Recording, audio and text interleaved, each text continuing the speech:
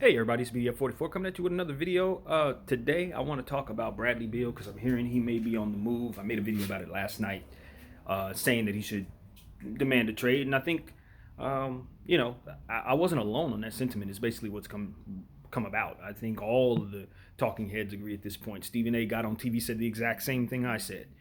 So did Max Kellerman. They're all at a point where they've read the body language of Bradley Beal and have come to the conclusion that he's at his wit's end with losing in the fashion that they're losing.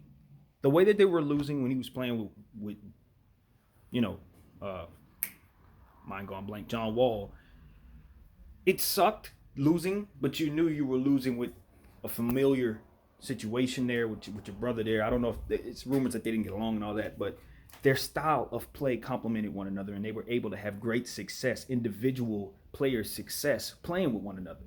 John Wall was a fantastic passer, an assist player, and defensive player, and Bradley Beal's a phenomenal offensive scorer. And they just complemented each other very well. And John Wall, stated that he felt the Washington Wizards gave up on him last night, and they did so too soon. First of all, they paid him too much, even though he was a superstar when it happened. That contract was not very good for what he had accomplished in the league, and for flexibility reasons, it wasn't a very good contract because they already had Bradley Beal, knowing that they would have to pay him, and they didn't really have any big men that could kind of make their team a little more sturdy.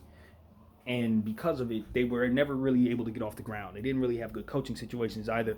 It just was a situation where their cap structure was just very poorly put together. Okay? Now, with that being said, at least they knew they could play with one another. Now it's like he's playing with Russell Westbrook. Westbrook, we know. Westbrook is still average triple-double, but his shooting percentages are so consistently bad that it makes him more or less a player that you don't want to play with. Okay? We know how his style of play is. He's relentless. He's going to push forward.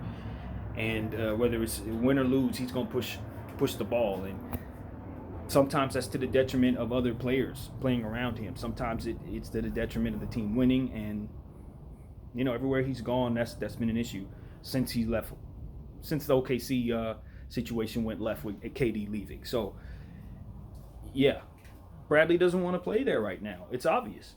And he has a lot of suitors. The league covets him tremendously. I don't think there's a team in the league that wouldn't welcome Bradley Beal. And I think more than half of them would give up something substantial to get him. So at this point, it would probably benefit the Washington Wizards to not let Bradley Beal walk, even though he's not a free agent at the end of the year. As soon as he gets an opportunity to get out of there, unless something drastic happens for their team to get better, he's going to leave. So they can get a hell of a haul for him right now. Probably the right thing for them to do on every level, including ethically, because we know and they know they're not about to do anything to put him in a position to get a championship. They're not going to do nothing to do that. We know that. So they should do right by him. Now, at this point, where does he go? Well, last night I brought up a few places. I mentioned Golden State. I mentioned Dallas. I mentioned the Nuggets. And I mentioned the Philadelphia 76ers. But there are more. There are definitely more. Stephen A. Smith mentioned the Clippers. I don't love that fit. I mean, don't get me wrong, that makes their offense extremely potent, but that's not what the Clippers necessarily need. They'll still have the same problems with cohesiveness. They won't have a player who can facilitate for them. You can have as many offensive shooters as you want. But one thing about scorers is they're going to look to score. You need someone down there in Clipperland who's looking to pass so that those scorers can receive the ball and that they're not taken away from other scorers. That's what needs to happen. Somebody who's going to make every scorer on the team feel like they're getting their touches and getting their shots up. Bradley Beal's not going to do that. That's not his game. He's going to look to shoot. So guess what that means? He's taking shots away from Paul George. He's taking shots away from Kawhi Leonard. He's not giving them back. And that's not what the Clippers need. They'll have the same problems they have now, just more of it, basically. That's not your answer. They need to be going after Alonzo Ball or somebody like that. Try to get Chris Paul back. That's what they need to be doing. But for Bradley Beal, I think a place that suits him a little better that hasn't been mentioned on my end is the spot that Max mentioned, which is the Milwaukee Bucks. You pair him up with Giannis, that's really good, depending on whether or not they have to give up Middleton and or Holiday. If they have to give up either one of those players, which I think they'll have to me that almost looks like a lateral move. Now, do I think Bradley Beal is better than both of those players? Yes. Better than both of those players combined? No. No, he's not. And so I wouldn't make that trade if I had to give up both of those players. Absolutely not. But if you could do that trade without giving up either one of those players, and if that includes giving away some picks of the future, I think they probably still have their picks. They haven't made any crazy trades. I don't think that would do that. Though Drew Holiday was expensive, I don't know that they had to give up too many picks to get him. I'd have to look at that. If they have picks available, that probably makes more sense than to give up any real talent. Just give up picks because you got Giannis locked. He's going to make sure that you're at least in the playoff, top echelon of playoff teams every year throughout the duration of his contract. Your most important thing to do right now is to make sure you get the win now pieces that put him in a position to win it all. So if you get Bradley Beal, I can guarantee you he'll be in a much better position to do that. And unlike with the Clippers, facilitating is not their problem because Giannis does pass the rock and he does it at an orchestrative level. He's not an orchestrator per se, but if he has a Bradley Beal on his team, Bradley Beal's going to get his touches, and he's going to make sure of it. So I think in this situation, it's a fantastic fit, especially with Middleton as well. If they can keep Middleton on that team, keep Drew Holiday on that team, I think they immediately become the Eastern Conference finalist, rolling up against either Philly or the Nets, of whom I really don't know. But it'll be a three-headed race in the Eastern Conference. Another place Bradley Beal could go that many people haven't mentioned, even though I think it's very obvious, is the Los Angeles Lakers. Yes. Now, people have mentioned the Lakers in regards to Bradley Beal in the past, but I'm talking about right now if the Lakers were to make a deal for him. I don't think there are many superstars in the game that would complement LeBron James and Anthony Davis better as a third star than Bradley Beal. I can only think of maybe two or three other guys that I think would probably be a better fit. And the reason why I would even mention those two other guys is because they're better defensively. You know what I mean? I think they would fit in tremendously with him because of how great they are defensively. But Bradley Beal is the pure scorer, guy that doesn't really need to touch the ball very much, who can still get a lot of points up. The other two guys that I was going to say, by the way, the one was Kevin Durant and the other would be Klay Thompson, healthy. Those are the two other guys that I think would fit better with LeBron James and AD than Bradley Beal. Other than that, the third guy for me on that list in the whole league is Bradley Beal. And it's because of what he does. Now, defensively, we would have issues because he's not a good defender. But in theory, I think his defense would just get better because he'd be inspired playing for a team that's winning a championship. He's never been in a winning situation in his entire career. You put him in a winning situation, great players are going to find ways to be more effective in some ways that otherwise they weren't motivated to make themselves better. If we're playing defense as a team, which we already do, we're one of the best defensive teams in the league as of right now. He's going to come here and he's going to whip himself into shape to make sure that he's playing the best defense of his life. That's just what great players do when they're in winning situations.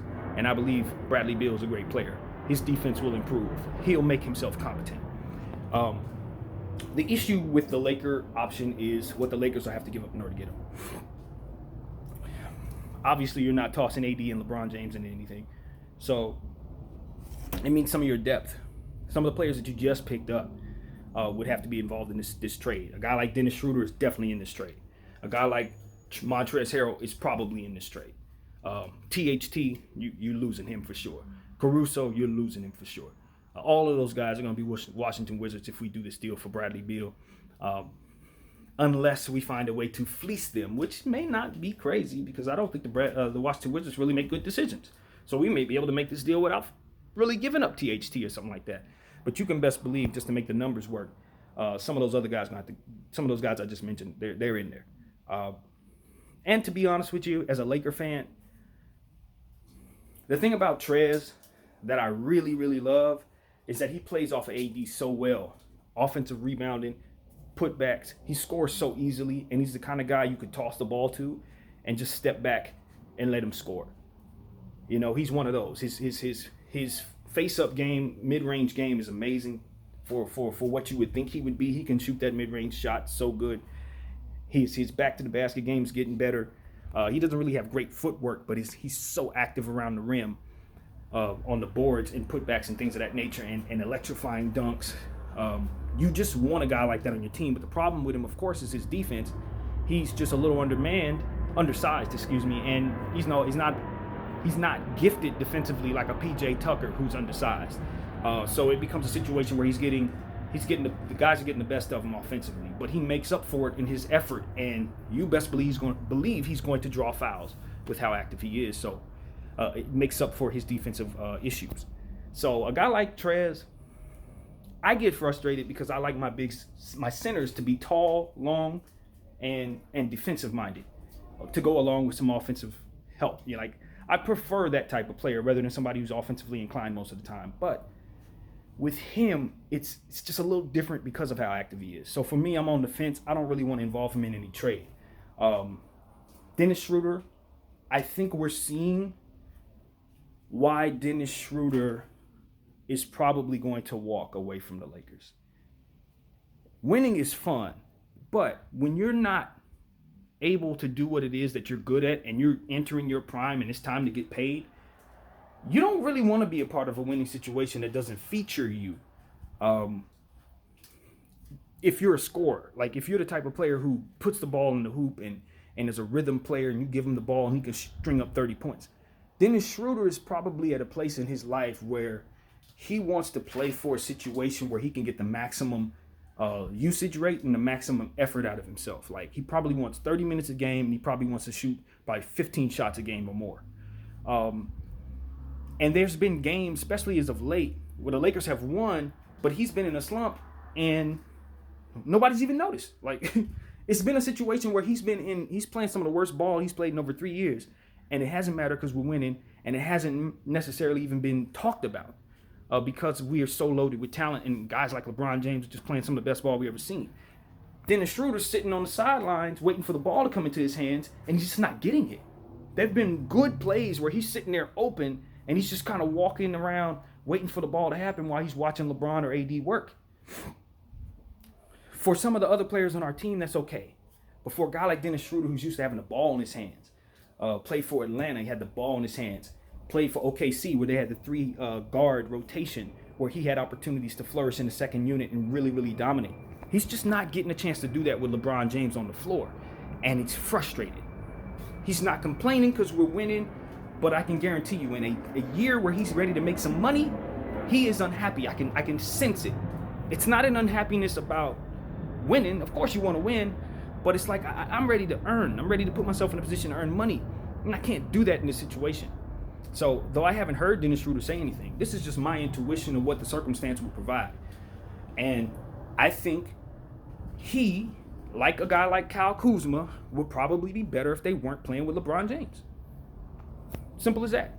I really believe that. Now, for us, in our depth and as a fan, as a Laker fan, I want as many good players as we can. We figure it out. If guys have to make sacrifices, I'm selfish. I want my team to win. I don't care. As long as we have great players, we can continue to win, withstand injury, all that. So if LeBron goes down, Dennis Schroeder can give me 30. I'm happy. But the sacrifice a guy like Dennis Schroeder has to make in order to be a part of a team like that probably may be more than he wants to make at this stage in his career. So if we send him to Washington, which we would undoubtedly do, that would not be an issue. Now, he would be losing a lot, but he would have the ball in his hands. He'd be in the Eastern Conference and have an opportunity to maximize his potential as a featured guy in Washington, being that there would be no Beal, no Wall, Russell Westbrook. Russell's going to be Russell, but you would have opportunities for him to be a part of a rotation that features him more so than what we would have here. So, trading him in a deal for Bradley Beal is definitely going to happen. That has to happen. And if we're able to do it without trading Schroeder, I'm happy, because his value retained is a good thing for the team. It's a good thing for us. And quite frankly, we don't give a damn about any of this stuff I'm talking about. We would love to re-sign Dennis Schroeder. And maybe he just wins a championship and says, forget it. It was worth it, which a lot of guys do. And the landscape of the team could change somehow to where he's featured more on this team and winning, and it all works out if you wait. So patience can sometimes work out in these situations. It has for some players. But I've just been watching Schroeder over these last couple games, and I just know that for him to shine like he's been accustomed to shining, there's no way in hell he's going to be able to play with LeBron James, especially when LeBron's doing what he's doing. He's going off. He's playing some of the best ball. I mean, how do you even say that? He's just being himself, LeBron James, one of the greatest players to ever touch a ball. So at this point, it's like, get Yeah, I'd put him in the trade for his benefit and for ours because we're getting back Bradley Beal. But that's not enough. You would still have to give up guys like THT. You would still have to give up guys like Kuzma, which I would definitely do. And, you know, it would thin us out. We wouldn't be as deep. Bradley Beal's not the most durable guy. And see, this is where it gets tricky for me. I bring in a guy like Bradley Beal, I give up all that. And then he gets hurt. Down with a knee, down with our season. I love AD and Bron, but what we would be was the Nets. That's what we would be. If we make this deal, get Bradley Beal, and one of them three get hurt, we turn into the Nets. Because what they are is a three-headed monster with no depth and no size. And that's exactly what we would be if we do this. So the question is, does it make the Lakers better? Nah, it don't. It's a lot to remove. You remove our depth and you bring in a 30-point scorer. We can make up those 30 points with the depth that we have. So at the end of the day, do I think Bradley Beal fits with LeBron James and Anthony Davis? Heck yeah. Do we have the package to make the deal work? I believe so. Would I be super pissed off if we made a deal? Hell no. Do I think it makes our team better? I do not. That's what I say about that. So there's a lot of different places you can go. Of course, there are many other teams. But I've given you about 17 minutes of this right now. So I think we'll cut it there. Thank you guys for watching. My name is BDF44, and I'm out.